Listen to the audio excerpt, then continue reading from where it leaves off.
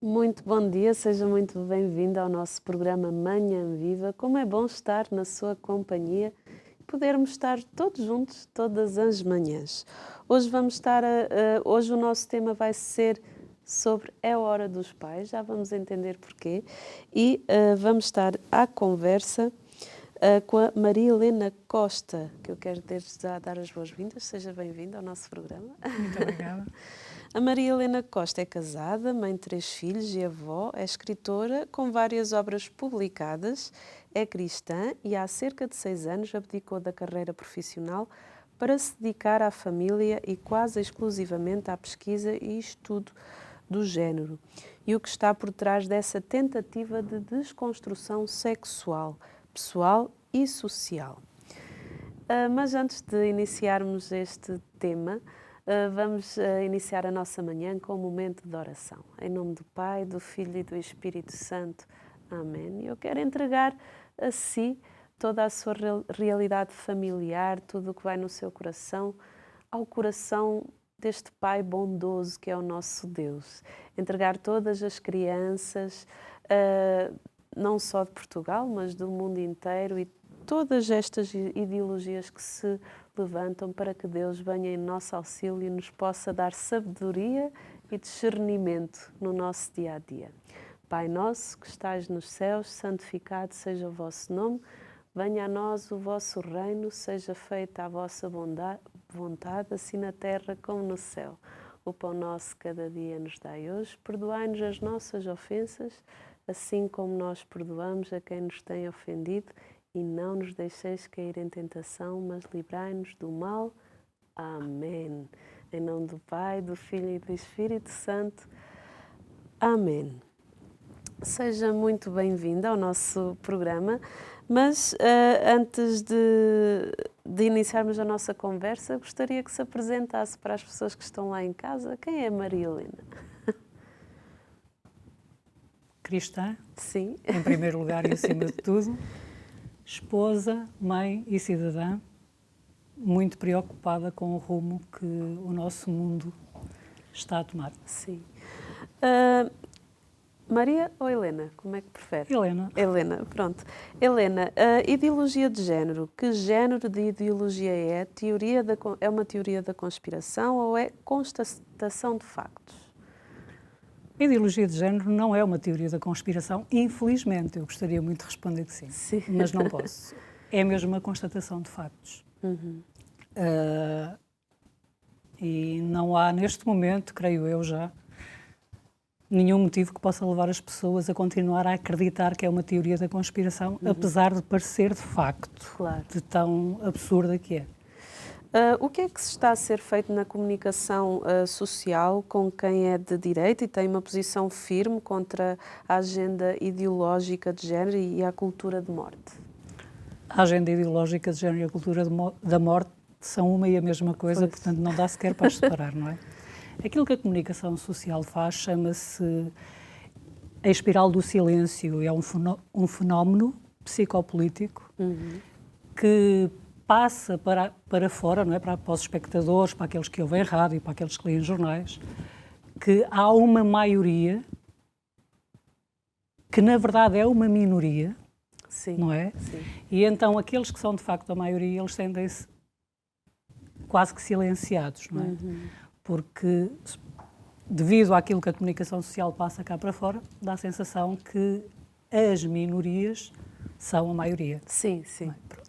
Tem a ver com isso. E depois também tem muito a ver com os rótulos, não é? Eu chamo-lhe pedras. Pedras que nos atiram. Homofóbico, transfóbico, conservador, fascista, não é? Sim. E tudo isso contribui para que as pessoas fiquem com medo de dar a sua opinião quando ela parece ir na contracorrente de tudo aquilo que nos é transmitido. Sim. Então, lá em casa as pessoas devem se estar a perguntar, algumas, outras já ouviram falar, mas o que é isto, a ideologia de género? Então, a ideologia de género é o derradeiro crime de destruição da percepção humana e do bom senso que obriga cada pessoa a ver não aquilo que ela vê, Sim. mas sim aquilo que os outros ou o Estado querem que ela veja. Por exemplo, eu olho para ali, não é? Sim. e tenho ali um homem atrás da câmara. Mas se ele se identificar como mulher, se ele se auto-perceber como mulher, eu sou obrigada, mediante as leis que nós já temos aprovadas, a usar um pronome feminino para me dirigir a ele. Sim. E se eu não o fizer, eu posso ser acusado de transfobia. Não é? Então é um conjunto de ideias anticientíficas que, com propósitos políticos totalitários, extirpa a sexualidade da sua natureza, sim, sim, não é? da sua E a essência. explica apenas pela cultura. Sexualmente, os ideólogos de género alegam, somos construídos por aquilo que nos rodeia. Sim. E, por isso, somos todos convidados a desconstruir-nos. Sim, sim. É isso que é a ideologia de género. A ideologia de género tem alguma coisa a ver com o feminismo radical ou com a indústria do aborto que se tem expandido por todo o mundo?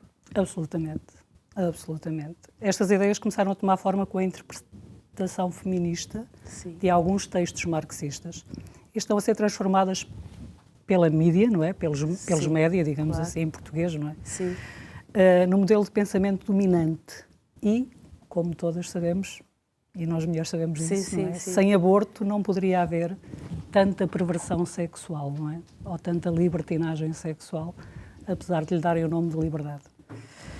Para entendermos melhor o que estamos a falar, é importante que nos explique e desconstrua a linguagem do que é género e sexo. São a mesma coisa? Às vezes é confuso entender. Será que nos poderia explicar?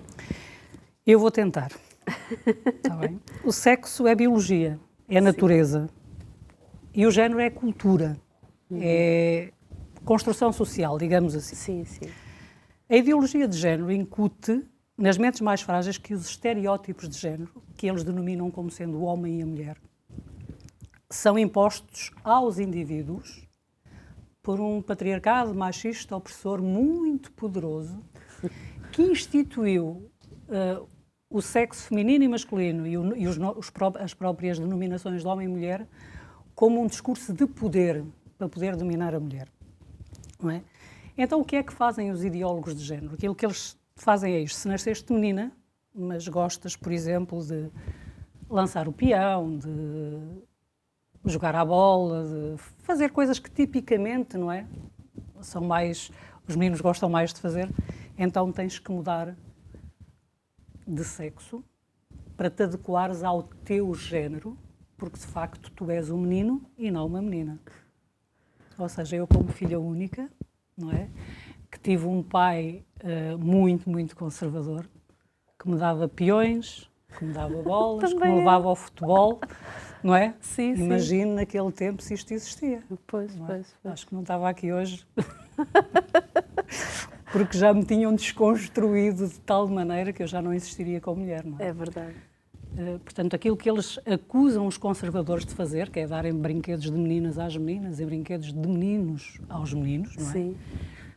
Eles acabam por transformar o facto de uma menina gostar mais de brinquedos de menino ou do menino gostar mais de brinquedos de menina numa espécie de orientação sexual ou de género que não aquele com que a pessoa Nasceu. Portanto, isso sim é completamente absurdo, não é? É verdade. A distinção entre os sexos é arbitrária à luz das diferenças anatómicas, fisiológicas e funcional-reprodutivas que ambos apresentam. Sim, a diferença entre os corpos e as suas funções constitui um dado primário que, desde que o mundo é mundo, tem sido utilizado por todas as sociedades humanas que existem. A sexualidade é binária. Sim. Portanto, não há outra forma. Porque é que esta filosofia da desconstrução ela é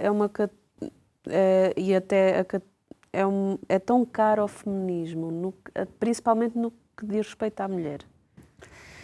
É assim, a mulher só interessa ao movimento político feminista, porque o feminismo é um movimento político, sim. quando ela é militante feminista. Sim. Não é?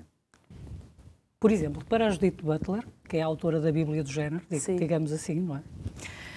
Uma batalha cultural é aquela que busca aniquilar qualquer consideração de uma natureza propriamente humana. E eu estou a citar palavras dela, por isso também estou aqui a olhar para o texto, porque são palavras dela. Ela defende uma multiplicidade de géneros que rompam com a coerência existente entre o sexo, o género e o desejo. que todos nós nascemos uma folha em branco e que deve ser a escola a construir a identidade sexual de cada um. Daí esta ideologia estar a tomar conta, já ter tomado, aliás, conta da escola.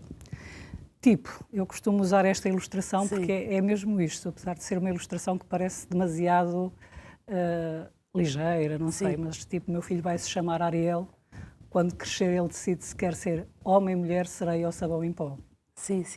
Mas é muito isto, aquilo que Judith Butler pretende que a sociedade adote absorva como sendo o normal, não é? Infelizmente, as suas ideias já estão nos guiões de género e cidadania e no referencial de educação para a saúde e em toda a literatura ideológica de género presente nas escolas, mascarada de igualdade de género, tolerância, inclusão, não é? Porque são tudo palavras muito caras a todos nós, mas que nada mais são do que ideais desconstrutivos que Butler quer impor ao sexo e a crianças a partir dos 3 anos de idade. Pronto, eu já tenho assim algum conhecimento desta situação há algum tempo e digo que enquanto mãe é assustador e que é muito preocupante e nós pais, é a hora dos pais. É a hora dos pais, isso, já passou. Já passou. O que é que, perante esta situação atual, o que é que se tem feito para impedir que esta situação destrua os nossos filhos, os nossos netos? E aí em casa, se já tem conhecimento disto, o que é que tem feito para impedir para que esta situação destrua não só a sua família, mas destrua a humanidade? Porque isto vai destruir a humanidade. Se é que já não está. Sim, à medida que isto começar a tomar conta das mentes e da própria identidade das pessoas, não é? Porque esse é o objetivo, claramente, levará à extinção da humanidade, não é? Sim. O que é que se pode fazer? Eu, há 7 anos, que vou de terra em terra, onde me chamam, fazer palestras, mostrando com imagens, com tudo o que pode ser confirmado, não é? As pessoas depois podem pesquisar, podem ver o que é a ideologia de género e a forma como ela está a ser imposta nas escolas. Quando eu comecei há cerca de 7 anos, eu só tinha praticamente casos de lá de fora, porque cá em Portugal a coisa ainda estava assim muito subreptícia, assim muito escondidinha. Mas logo após a formação da geringonça, não é? Eu vou-lhe chamar aquilo que é o nome que foi dado, não é? Começou a ver tudo muito rápido cá para fora, começando logo pela quase total despenalização do aborto, a pessoa poder fazer por tudo e por nada, não é? Porque havia ali umas restrições e deixaram de existir. Eu sei que era só até às 12 semanas, agora eles querem até às 16, isso é outra conversa. Mas eu percebi muito rapidamente, quando o Bloco avançou com uma proposta para que as crianças pudessem, eu digo crianças porque um adolescente de 16 anos é uma criança, pudessem mudar de sexo até aos 16 anos, sem consentimento dos pais, e que os pais que não permitissem ou que não concordassem fossem inclusive processados. Esta foi a primeira proposta do Bloco de Esquerda na altura e eu percebi, uau, isto está mesmo muito mal. E foi quando eu comecei a pesquisar sobre os guiões que já existiam de género e cidadania. Eu acho que se os pais lessem lá sexo e cidadania, talvez se preocupassem um bocadinho. Mas como género e cidadania, parece que ninguém percebeu o que é que estava ali, não é? E então, o que é que se pode fazer?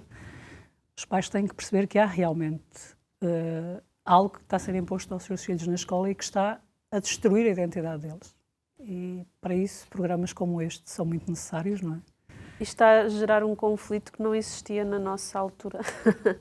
Na adolescência nós tínhamos outros conflitos, mas esse aí nós não tínhamos. Não, como eu disse, meu pai sempre me deu peões e bolas, eu ia ao futebol com ele e nunca me passou pela cabeça que era um rapaz, não é? Sim, claro.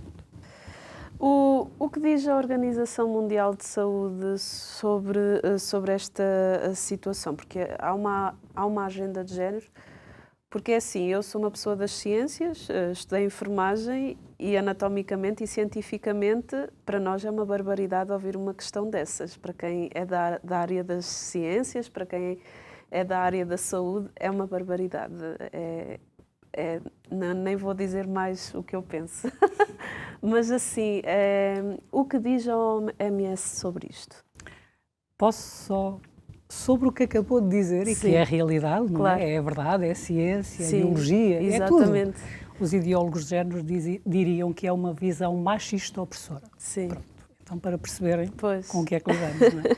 Eu agora vou ter mesmo que ler, então, a Organização Mundial de Saúde, ela promove ativamente a imposição da ideologia de género à sociedade, lançando, por exemplo, o Guia Standard de Educação Sexual para a Europa, nos quais determina, e eu peço mesmo aos pais que ouçam isto com atenção e que não fiquem muito chocados.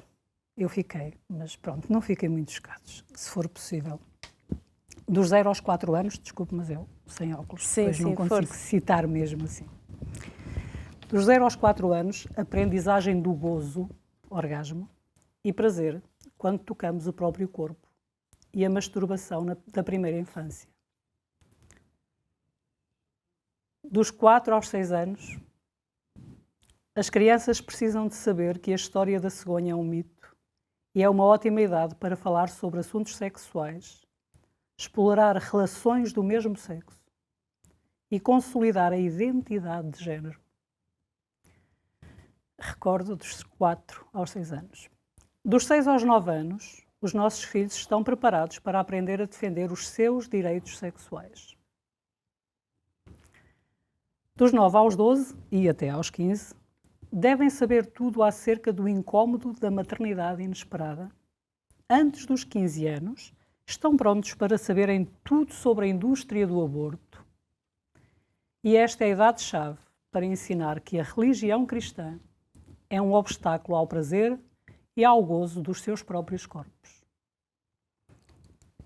Perante isto, creio que é claro e evidente que a Organização Mundial de Saúde tem uma agenda de género. Sim, claro. E uma imposição clara da cultura LGBT, etc. Eu já desisti porque as letras começam a ser tantas que nos perdemos a meio. Portanto, creio que não há dúvidas nenhuma. Como é que a ideologia de género entrou então aqui na nossa vida? Na nossa vida? Na nossa, entre aspas. Sim, na nossa vida. Eu tenho 2 netas, não é? Os meus filhos já estão criados, como se costuma dizer, mas eu tenho 2 netas e sim, ela entrou nas nossas vidas. E entra-nos pela casa dentro todos os dias se ligarmos a televisão, se ligarmos a rádio. Sim. Em 1995, na Conferência da ONU, em Pequim, os defensores do movimento Pró-Vida depararam-se com uma declaração rascunho na qual a palavra género aparecia 150 vezes. Mas eles pensaram que se estava a falar de sexo, não é? Masculino e feminino, numa linguagem mais soft. Foi assim que a ideologia entrou, porque eles não perceberam exatamente o que estava ali. E, quando questionaram, eles foram enganados. Eles foram enganados porque se estava a usar uma nova língua, como Orwell diz lá no 1984, não é? Que eles não percebiam e que era uma linguagem usada no meio feminista, não é?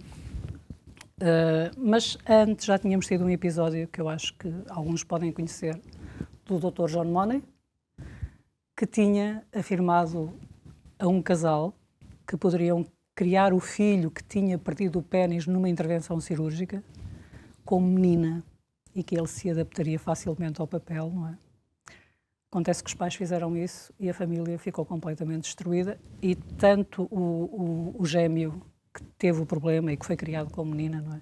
E que nunca se sentiu menina, como o irmão acabaram por se suicidar, portanto isto nunca correu bem, não é? Não é agora que vai correr. Será que quem definiu não sabia realmente o que significava o género ou mentiu deliberadamente? Mentiu deliberadamente, sem dúvida nenhuma. Era preciso a palavra entrar, que é para depois começarem a mudar todas as leis. E confundir. A ideia é confundir sexo com género, género com sexo. Quando é que é género, quando é que é sexo. Eles tentam estabelecer diferenças, mas depois, quando percebemos, não há diferença. Que mulher não se uniria Desculpe. O que é que aconteceu? mais uma vez vou ter que olhar para os meus apontamentos, porque a coligação da Santa Sé, que normalmente está sempre presente nas conferências da ONU, não é? Força. E as mulheres de várias ONGs do movimento pró-vida contavam com os votos, como sempre, dos países africanos que costumam votar ao lado das organizações pró-vida, não é? Só que, quando o movimento pró-vida se manifestou na intenção de votar contra o documento, os países africanos foram imediatamente ameaçados com o corte de verbas que eles tanto necessitam, não é, para a sua sobrevivência, claro.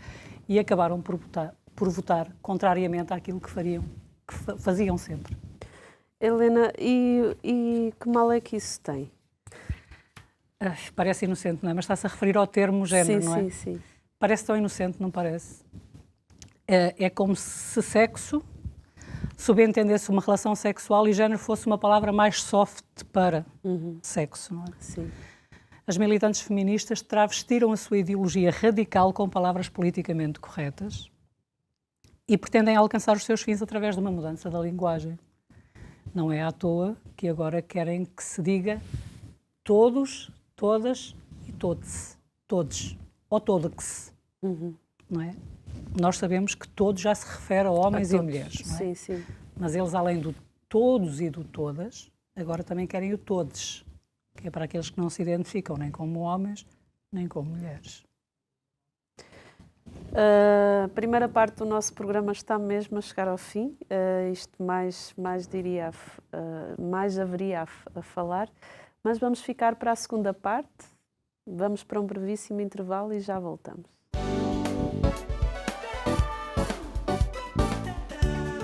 Estamos na segunda parte do programa Manhã Viva. Hoje o nosso tema é a hora dos pais. Acredito que quem viu a primeira parte já entendeu porquê. Porque é que é a hora dos pais. E se ainda não tomou as rédeas da educação dos seus filhos, está na hora. Está na hora de tomar as rédeas da educação dos seus filhos, de não deixar isso só na tutela das escolas. E para isso tenho aqui a Helena, que nos veio falar sobre esta questão da hora dos pais.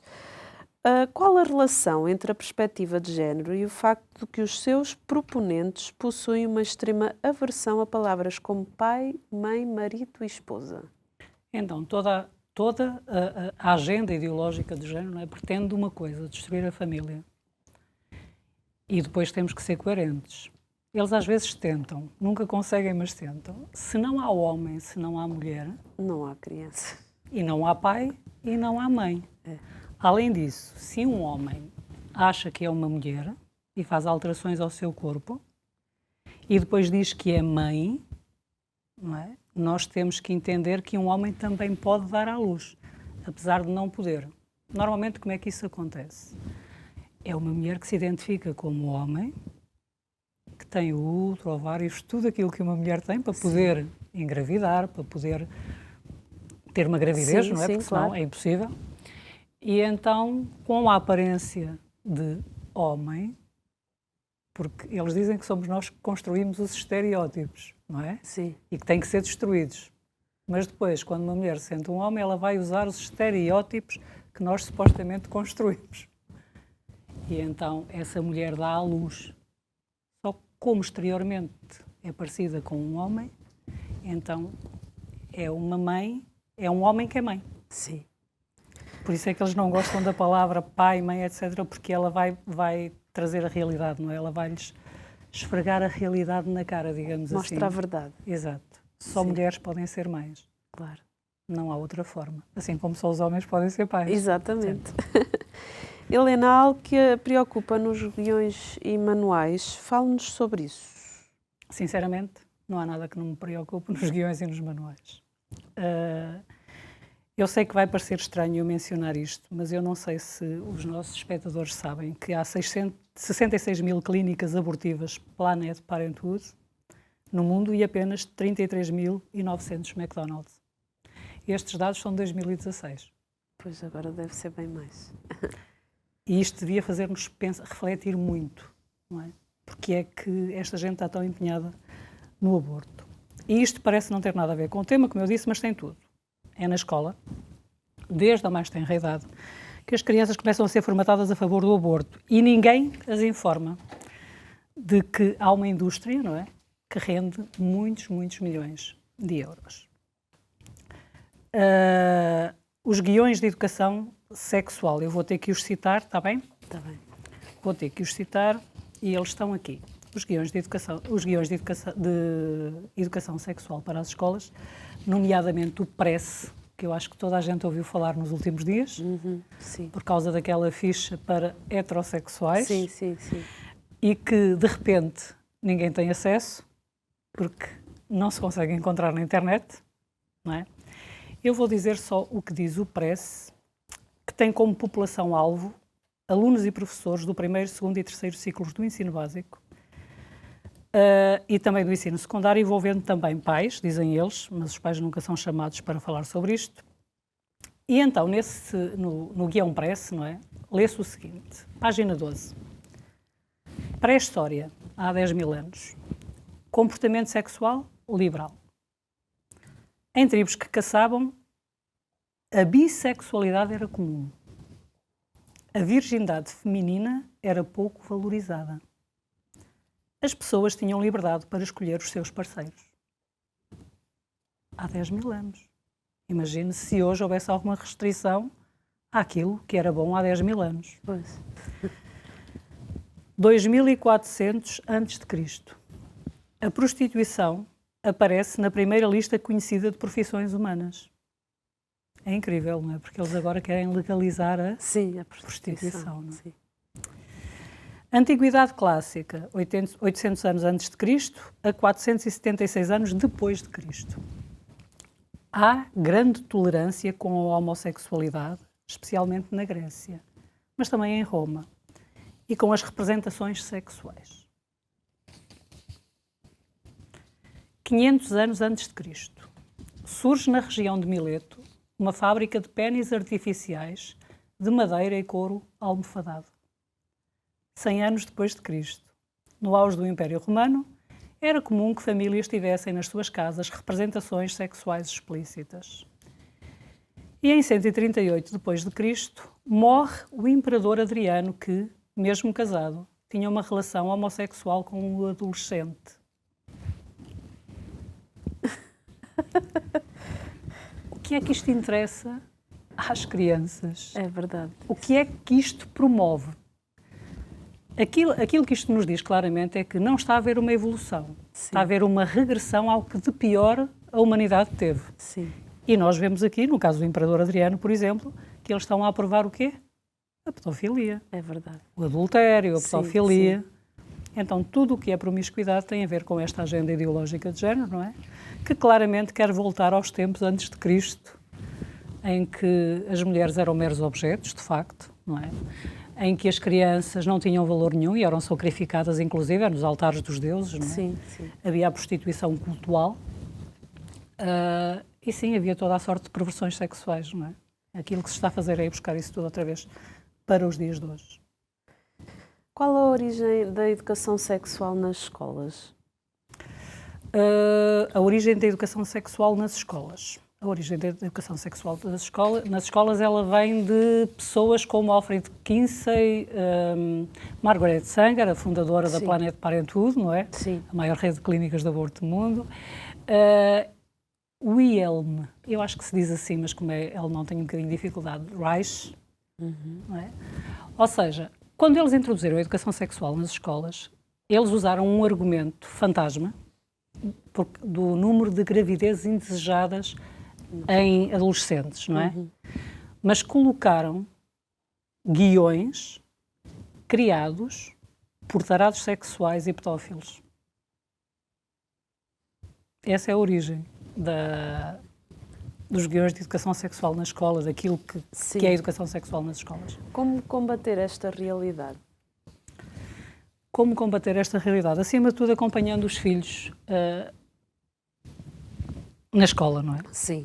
Os pais, e perdoem-me aqueles que não se revêem naquilo que eu vou dizer, mas eu própria, durante anos, acreditei que a escola era um lugar seguro para as crianças. Eu acreditei nisso, eu entregava o meu filho na escola e não me preocupava porque achava que lá só lhe ensinavam coisas boas. Já acreditei nisso também. Hoje em dia não é assim. Então os pais precisam urgentemente recuperar as rédeas da educação dos seus filhos, porque a escola neste momento é uma linha de montagem onde as crianças são formatadas para serem todas de uma determinada maneira, não é? E todas sexualmente muito evoluídas. Todas saibam como é que se evitam os bebés, que há sempre a pílula do dia seguinte e que há sempre o aborto para resolver qualquer imprevisto.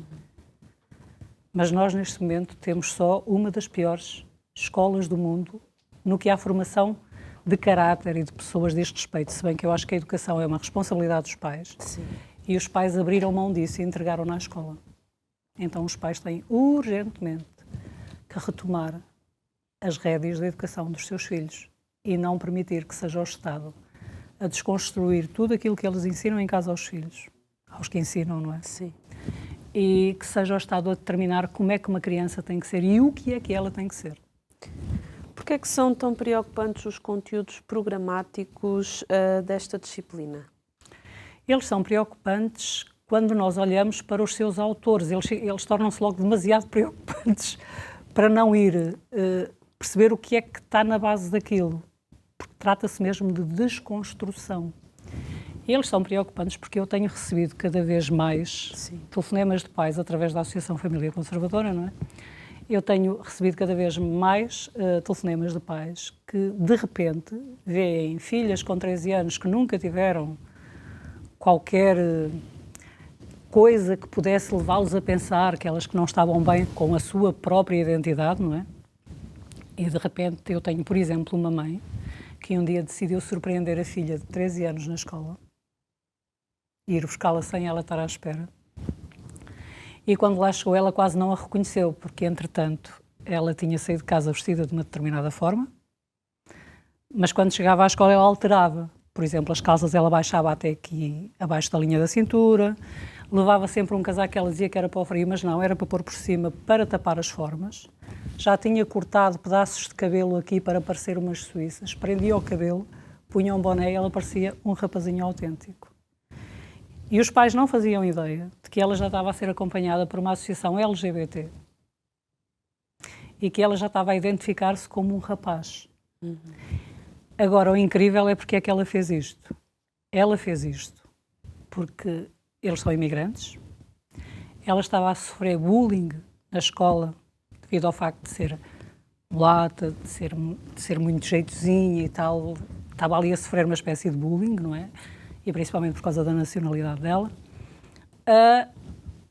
E ela percebeu nas aulas, não é? E junto a essa associação LGBT, que ia lá dar conselhos, que se ela se identificasse como uma pessoa LGBT, ela teria proteção. E foi exatamente isso que ela fez. Quando os pais perceberam as coisas em casa ficaram muito difíceis, ela já estava muito rebelde, já estava convencida de que realmente podia ser um rapaz. Foi preciso recorrer a tratamento com uma psicóloga, os pais conversarem muito com ela, até que ela pediu para não ir mais à escola, porque ela dizia que não podia ir vestida como uma menina para a escola, porque senão eles iam fazer pior do que aquilo que tinham feito. Então, como faltavam poucos dias para acabar as aulas, aliás, ela só faltou o último dia de aulas, assim é que foi. Só que ela nunca mais voltou para as atividades na tal associação. Então, como ela não foi ao último dia de aulas, a diretora da escola fez queixa à CPCJ. E a família foi referenciada pela CPCJ. Foram visitados. A grande preocupação da técnica da CPCJ é porque é que a menina não tinha o direito a autodeterminar o seu género. Os pais, graças a Deus, não entraram por aí. Não é? Disseram claramente que nunca tinham percebido na filha nada que indicasse que ela não se identificava com aquilo que ela era de facto, não é? E em dezembro do ano passado, mesmo quase no último dia do mês, o processo foi arquivado. Graças a Deus. Mas eles sofreram muito. Imagino. Eles sofreram muito. E tenho vários casos, inclusive é de uma menina que já tentou o suicídio 2 vezes. Depois dos pais terem sido aconselhados pela psicóloga da escola a apoiar todas as decisões que ela tomasse como lésbica que se tinha assumido, não é? E eles apoiaram. Só que tanto a outra menina como a jovem em causa já tentou o suicídio 2 vezes. A outra também. Isto que nos falou são as consequências, e que acredito que existem várias. Já nos deu aqui exemplos práticos, acho que se quiser dar mais algum, mas acho que... Sinceramente, eu acho que há muitos. Os pais notam que cada vez os filhos têm mais dificuldade em, por exemplo, em receber um carinho dos pais. Quando estão nesse processo. Eu tinha uma mãe a chorar ao telefone, quando falou comigo, e a dizer: Milena, eu não consigo abraçar o meu filho rejeita o meu abraço. Não é? Cria uma clivagem enorme entre os pais e os miúdos. Os miúdos sentem que os pais são os opressores, aqueles que os obrigam a ser aquilo que eles são de facto, não é? Mas que não os deixam ser aquilo que eles são de facto, porque há uma grande confusão na cabeça dos miúdos. Eu sei de fonte segura, não é? E de vários testemunhos de pais e mesmo de pessoas que trabalham nas escolas, professores, que a conversa nos recreios das escolas primárias, estamos a falar de miúdos dos 6 aos 10 anos. Eu sou uma letra do LGBT, não é? Eu sou gay, eu sou lésbica, eu sou trans, eu sou pan, não é?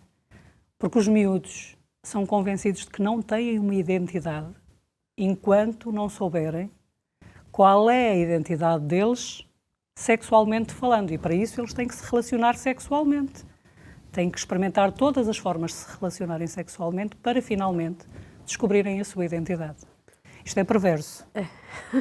E devia ser preocupante para os pais. Sim. É? Identidade de género é o sentimento interno do género? Sim. Eu vou procurar, porque eu entretanto comecei a responder sem olhar para o papel, sim, claro, certo? Claro. E eu vou procurar porque isso faz parte dos princípios do Yoga e a Carta. Sim. Correto? E está no referencial de educação para a saúde, mas eu vou ter mesmo que ler o que lá está, porque senão não consigo dizer de cor. Só um bocadinho, deixa eu ver. Perdoem, mas realmente é quase impossível dizer isto de cor. Está aqui. De acordo com o referencial de educação para a saúde, que adotou os princípios do Yoga e a Carta, a identidade de género é a experiência interna e individual de género profundamente sentida por cada pessoa, que pode, ou não, corresponder ao sexo atribuído no nascimento, incluindo o senso pessoal do corpo, que pode envolver, por livre escolha, a modificação da aparência ou função corporal por meios médicos, cirúrgicos e outros. E outras expressões de género, inclusive no vestuário, modo de falar e maneirismos. Eu traduzo. Sim. Aquilo que eles dizem é que há um sexo que é atribuído no nascimento. Ora, isso é mentira. O sexo não é atribuído, ele é constatado. Não é? Nasce o menino, é o menino. Ninguém atribui nada. Exatamente. Já nasce, não é? Já nasce. Aliás, se fizer uma ecografia, logo no princípio da gravidez já sabe se é um menino, se é uma menina, não é? Sim, portanto, sim. não há aqui uma atribuição de sexo nenhum. E depois aquilo que eles dizem é que esse sexo não determina nada, porque a criança pode decidir alterar o corpo da forma que ela quiser. Inclusive, ela até pode decidir que é mulher só no exterior, não é? Mas permanecer um homem com tudo naquilo que fica escondido, digamos assim, não é? Então vamos lá ver se nós nos entendemos aqui. Então uma Não é criança que dá até dá umas angústias aqui no coração. Então uma criança que é menor de idade, ela não pode ir ao banco, ela não pode tomar bebidas alcoólicas, ela não pode fumar, não pode votar, não pode trabalhar, mas pode mudar o seu sexo. Sim. De acordo com a Lei 38 de agosto de 2018, despacho 7247 de 2019, sim, pode. Porque para isso ela já tem a maturidade toda, embora o seu córtex pré-frontal não esteja sequer desenvolvido suficientemente, isso só acontece por volta dos 23 anos, para que possa tomar decisões a longo prazo. E é interessante, sem interesse nenhum, mas a criança não tem maturidade para tirar uma carta de condução? Não. porque um carro é considerado, até na Itália eles chamam o carro de máquina, não é? Que pode tirar a vida a outras pessoas. Então não tem maturidade para tirar uma carta de condução, mas já tem maturidade para mudar o seu sexo. Para tomar uma decisão irreversível. Exatamente, irreversível. Exatamente. De que forma o que se vive socialmente pode criar uma terrível confusão nos meninos pequenos que estão a passar por uma crise de identidade quanto à sua sexualidade? Vamos imaginar uma coisa que está a acontecer em muitas salas de infantários. Sim. Certo? Imagine crianças de 2, 3 anos, eu tenho uma neta com 2 anos e meio, eu sei perfeitamente o que é isso. Imagina, e já tive 3 filhos também, mas agora mais recente, sim, né? sim, mais, claro. mais vivido. Imagina o que é chamar crianças, meninos e meninas, não é? 2, 3 anos, e mostrar-lhe um lápis vermelho. Sim. Lápis com, mesmo o próprio bico do lápis é vermelho. E pergunta à criança, de que cor é este lápis? E os miúdos, claro, não é? Eles já sabem todos. Vermelho. É vermelho, não é? Sim, sim, sim. Aí a educadora pega no lápis, começa a escrever e ele escreve azul. É. E como o lápis escreve azul, os miúdos ficam todos muito surpreendidos. Como é que é possível que o lápis escreva azul? Não é? Ele é vermelho. E então, elas, para completar a lavagem cerebral, porque isto é uma lavagem cerebral, a confusão, para instalar a confusão na mente das crianças, elas pedem a um menino, por exemplo, que saia da sala vestido como menino e que volte vestido de menina. E então explicam, tal como o lápis, que era vermelho por fora, mas na verdade era azul por dentro, e essa é a sua natureza mesmo, não é? Sim. O menino parece um menino, vinha vestido, mas na verdade ele sente-se e é uma menina. E eu ouvi uma médica falar sobre isso aqui há uns anos, em que ela dizia que uma menina que foi sujeita a este tipo de experiência, porque isto é uma experiência. Sim, claro. Eles são quase cobaias num laboratório, não é? A serem vítimas de experiências destas. Ela acordou de manhã, aliás, ela teve pesadelos a noite toda, acordou de manhã aos prantos, porque passou junto ao espelho e tinha o cabelo assim colado de dormir. Sim. E ela olhou e começou a chorar. E a mãe, filha, o que é que tens? O que é que tens? Ela tinha 4 aninhos. Sim. E ela, mãe, eu não quero ser um menino, mãe, eu não quero.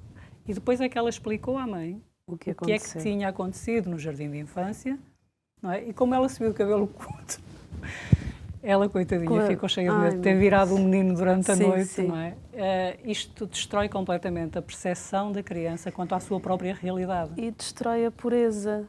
Destrói tudo. Porque, não deixa nada. Porque, no nosso tempo, nós não tínhamos nada dessas coisas, graças a Deus. Deixaram-nos ser crianças e éramos muito puros. E acaba que vai destruindo aquilo que a criança tem de mais belo, que é a pureza. E destrói outra coisa importantíssima, que é a própria percepção que a criança tem de realidade. E de si mesma. Sim, não é? da realidade, da sua realidade. Sim, eu sou uma menina, de repente, não, tu não és nada. Tu és uma folha em branco e vai ser a escola que te vai ajudar a descobrir quem tu és de facto. Já imaginou criar os seus filhos numa cultura sem qualquer tipo de valores morais que há milhares de anos regem a civilização ocidental? Já fez esta pergunta às pessoas com quem contacta? Já. E quando soube que essa pergunta que fazia parte, não é, eu lembrei-me, eu pensei, e eu, o que é que penso também? Então eu lembro-me de Sodoma, Gomorra. Exatamente. Lembro-me da história da humanidade e de que todos os grandes impérios ruíram exatamente quando a promiscuidade sexual chegou assim ao seu auge, não é? Sim, sim. Então é assim, é a destruição completa da sociedade e da própria humanidade, não é? Porque nisto tudo as pessoas deixam de ser seres humanos e passam a ser coisas que podem ser transformadas por um bisturi, por medicamentos, por qualquer coisa. É pior do que a irracionalidade. Sim, porque os animais, ao menos nesse aspecto, eles não se metem nessas Exatamente. coisas. Eles são o que são e mais nada. Exatamente. Fale-nos do perigo da desconstrução do masculino e do feminino. O perigo da desconstrução do masculino e do feminino é uma sociedade à deriva, é uma sociedade sem referências. Sem identidade. Sem nada, não é? Porque É uma sociedade a chegar ao fim, Sim. a cair no abismo. Helena, eu quero lhe dar os parabéns pelo seu trabalho e espero que este programa também ajude a divulgar tudo aquilo que faz e também se alguém precisar de ajuda nesta situação, pode recorrer a essa associação que falou? A Associação Família Conservadora, não é? Porque entendemos que temos que conservar tudo aquilo que é eterno, porque há valores e princípios que são eternos, esses têm que ser conservados, não é? Não tem a ver com conservar o que é velho, não é? Exato. Além disso, porque eu creio, de facto, que nós somos sal e luz. Deus colocou-nos como sal e luz neste mundo, não é? E a Associação Família Conservadora ela foi criada para ajudar todos os pais que queiram proteger os seus filhos destes conteúdos na escola, porque eles são invasivos, abusivos e absolutamente destruidores.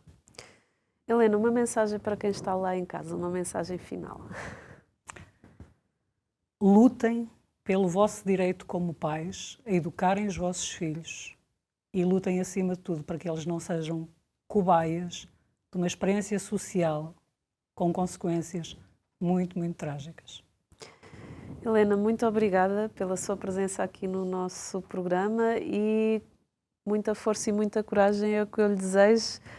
Graças a Deus tem pessoas como a Helena e acredito que muitas outras a nadar contra a corrente.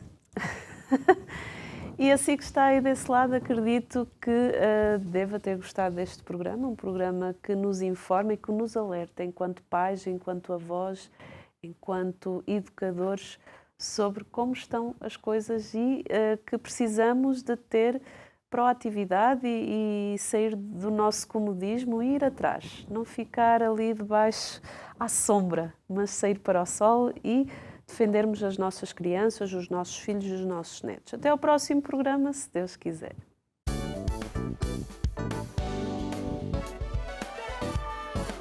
Se gostou deste programa, clique aqui na nossa playlist aqui em baixo para ver outros episódios. Se ainda não subscreveu o nosso canal do YouTube, faça-o já clicando neste botão aqui do lado e será logo o primeiro a saber todas as novidades.